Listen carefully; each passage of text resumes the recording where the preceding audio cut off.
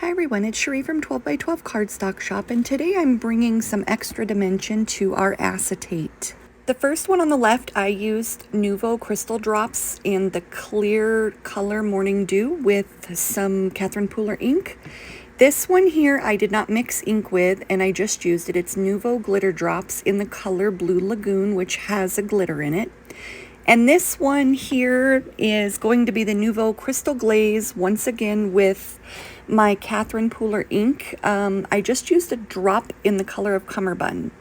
But for my round ball here, we're going to be using Glossy Accents with a drop of ink from Catherine Pooler's ink in the color Cummerbund. With the Glossy Accents, I go around it several times and slowly, otherwise you'll get bubbles. There are going to be bubbles in it even with storing it upside down, and I just try to go slow because the faster you apply the crystal glaze, the more bubbles that end up coming out of the tip. That's Catherine Pooler's ink, Cummerbund, and I just found that that's the lightest blue to give it just enough hue, and it does dry lighter. I did a couple of these and I kept lessening and increasing the ink just to get it to the right consistency, but do give it probably quite a while to dry, otherwise you will leave the fingertip imprints in it. I put a couple drops of Cummerbund ink into it, and it could be any color. This is just the color I chose because I wanted it to have more of the crystal blue color.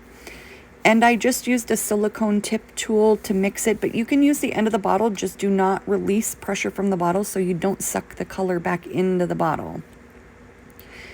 I went ahead and I let it dry for a while, and now this here is Cosmic Shimmer Flake and Glitter Glue. I got it from Amazon. I know you can get it online, and I'm using Barely Art for the cardstock. That was the finished piece, but this is the piece that he's holding that we're working on. So with the art glitter glue, I applied it to the brown and yellow cardstock. And the Cosmic Shimmer, this here I love because it dries clear and it's sticky once you let it dry. So I'm gonna let it dry, and now I'm back. As you see, I let some time lapse. That way I can put my crystal ball onto it. And with this, none of the glue is going to show. It's going to give you a nice clear adherence, and follow for more videos of adding extras to your paper pieces. Thanks for watching.